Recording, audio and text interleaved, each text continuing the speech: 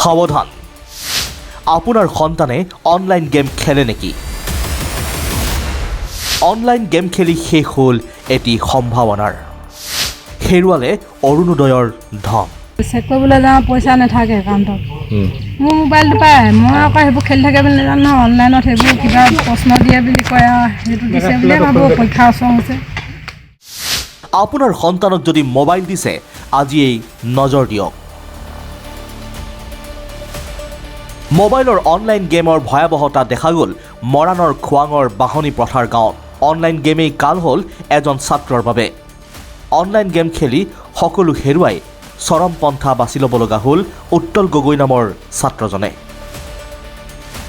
Matric পৰীক্ষাত অৱতীৰ্ণ হৈছে ছাত্ৰজন। পৰিয়ালৰ লোকে জানিবলৈ দিয়া মতে ছাত্ৰজন পঢ়া শুনাতো মেধাৱী আছিল। সেই অনুসৰিয়ে মাক দেউতাকে এটা মোবাইল ফোন পঢ়া শুনাৰ ক্ষেত্ৰত সহায় হ'ব বুলি কিনি দিছিল। কিন্তু ছাত্ৰজনে মাক দেউতাকৰ অজ্ঞাতে নিয়মীয়াকৈ খেলি গৈছিল অনলাইন গেম। মাকৰ বেংক একাউণ্টৰ পৰা কেইবাবাৰো অনলাইন গেম খেলি উদং হৈছিল বেংকৰ একাউণ্টৰ ধন। দুবাৰ এনেদৰে বেংক একাউণ্টৰ ধন শেষ কৰাৰ পাছত ছাত্ৰজনক বুজনিও দিয়া হৈছিল। শেহতীয়াকৈ ছাত্ৰজনে মাক দেউতাকৰ কথাত গুৰুত্ব নিদি খেলি গৈছিল এই অনলাইন গেমসমূহ। আগতে এবাৰ সেই মাঘৰ বিহুত সেনেকৈ পইচা এটা মাকহঁতৰ একাউণ্টৰ পৰা নাইকিয়া হৈছিলে।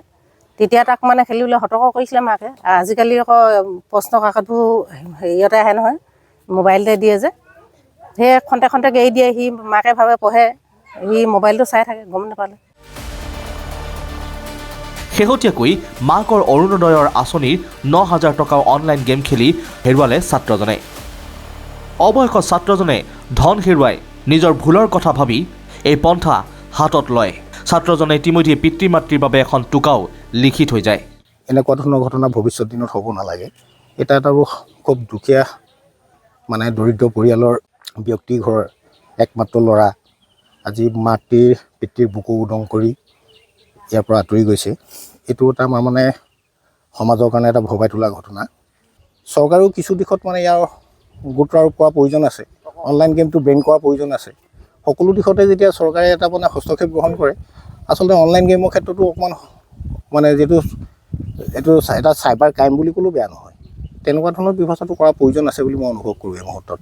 কাৰণ মানে বহুত পৰিয়ালৰ আজি তেনেকুৱা ধৰণৰ ঘটনা ঘটি গৈছে। এটা পৰিয়াল মানে উদং হৈ গৈছে মাতৃ পিতৃ বুকু। অৰুণোদয় পইচা সোমাইছিলে মাকৰ, মানে সি খেলি পালে পইচাটো যে, গেম খেলে মাকে গম নাপালে।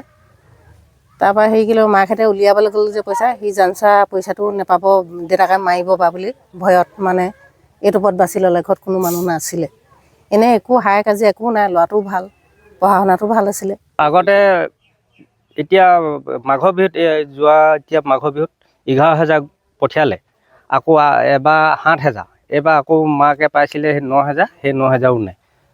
চব সেই মোবাইলত গেম খেলিয়ে উৰাই দিলে। তাৰপৰা চিঠিখনটো লিখি গৈছে, মা মই ভুল কাম কৰিলোঁ, মেট্ৰিক পাছ কৰিমেই, পাৰ্টিটো খুৱাই দিবি, মই এটা মূৰ্খ বুলি লিখি থৈ গৈছে এই চিঠি এখনত। সেইখন খোৱাং থানা OC লৈ গ'ল কালি। পূৰ্বেও অনলাইন গেম খেলি বহুজনে নিজকে শেষ কৰি দিয়াৰ বাতৰিও প্ৰচাৰ হৈ আহিছে। এই ক্ষেত্ৰত বিভাগীয় কৰ্তৃপক্ষইও শীঘ্ৰে ব্যৱস্থা লোৱাটো উচিত। গতিকে আপুনিও সতৰ্ক হওক। Bureau' report, India today north east Assam.